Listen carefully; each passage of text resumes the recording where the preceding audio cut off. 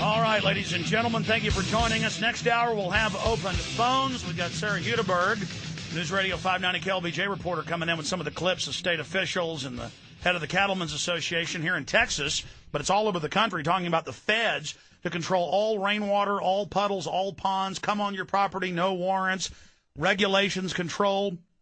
That all ties into just the total federal takeover.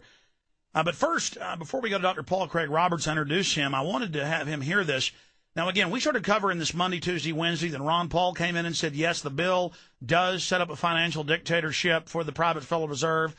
Now Napolitano, I think in 2 minutes, really sums it up for people out there that aren't aware of this, because there's hardly any news coverage of the so-called Federal Reserve reform. I mean, there's lots of coverage of it. People are talking about it, but they're saying we have to have it or we're all dead. Give the bankers that caused the crisis more power.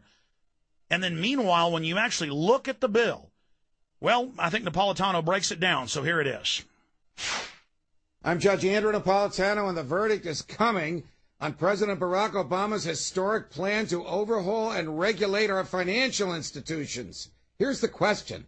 What is left out of this proposal is, and what we deserve to know is, who will regulate the Federal Reserve? What will become of clauses in the Constitution that prohibit the very type of regulation the president wants? And what is now the meaning of the word free in free market? Here are the facts. The bias of the drafters of this proposal is that the government knows best. The Constitution should not be an obstacle to the egalitarian goals of the government, and no private behavior is beyond the government's reach of its huge hand.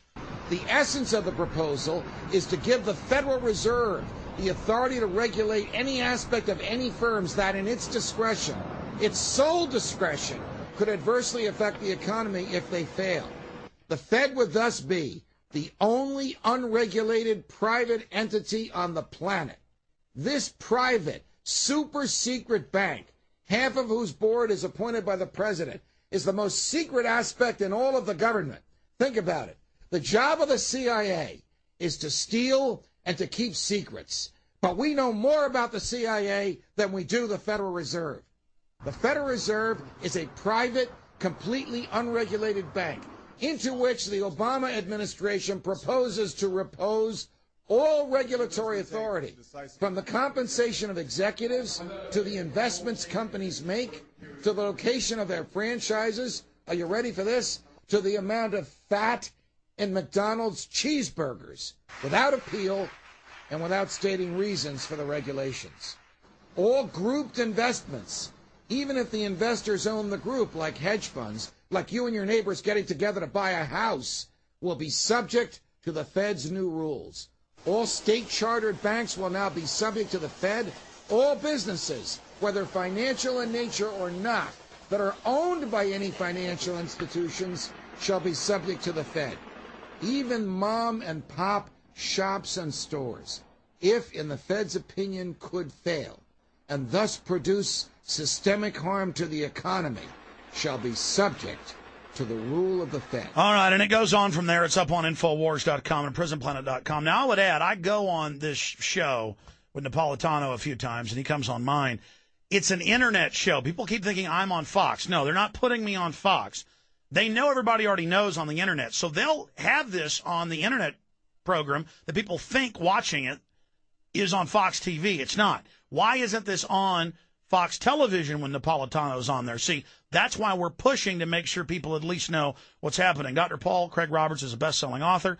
His latest book, and its newest edition, is The Tyranny of Good Intentions, getting into the whole police-state control grid in the courts.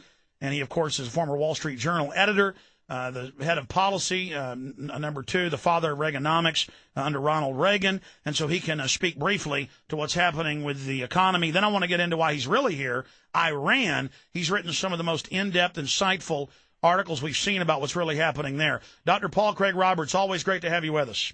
Thank you, Alex.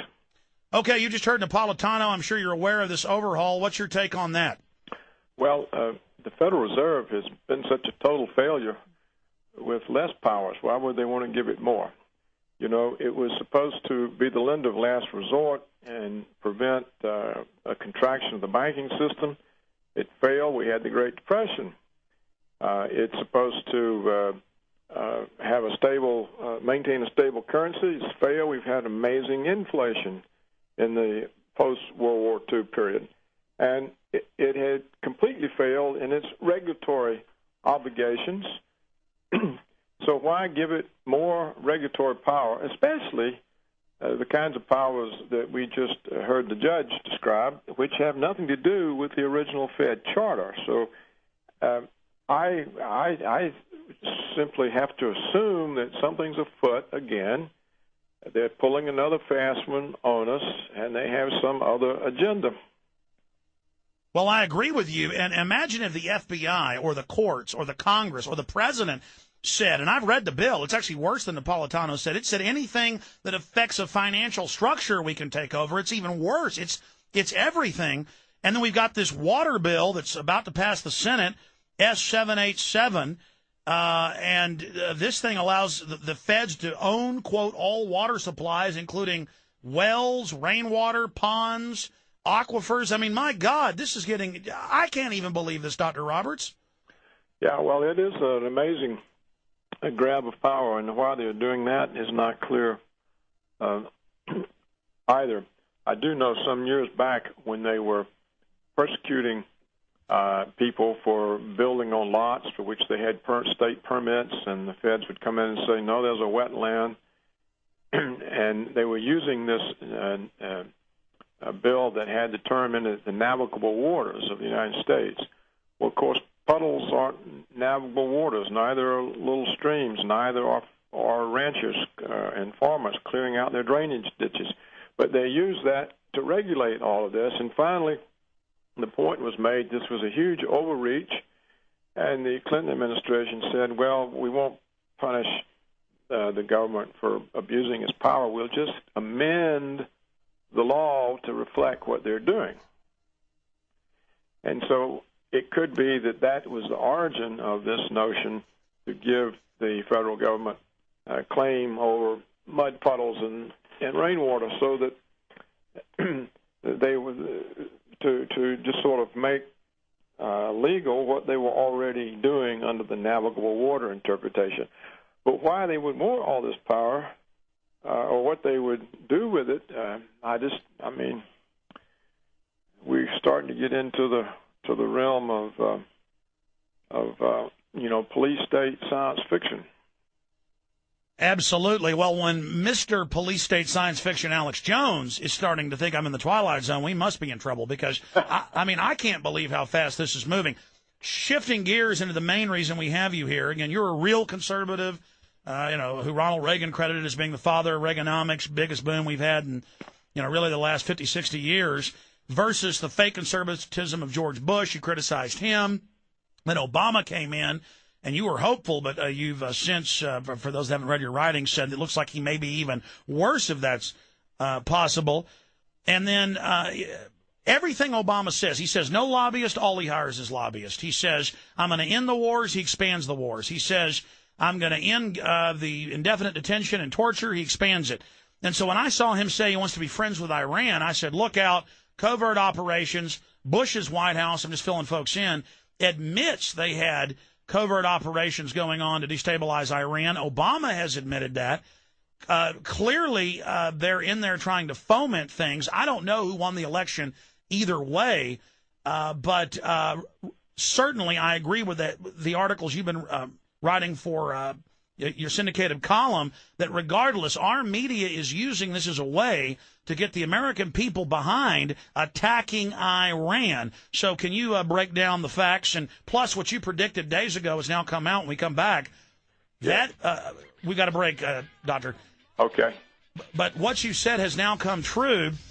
BBC has had to retract and admit they were putting up fake photos showing Ahmadinejad supporters and saying they were supporters of the other guy.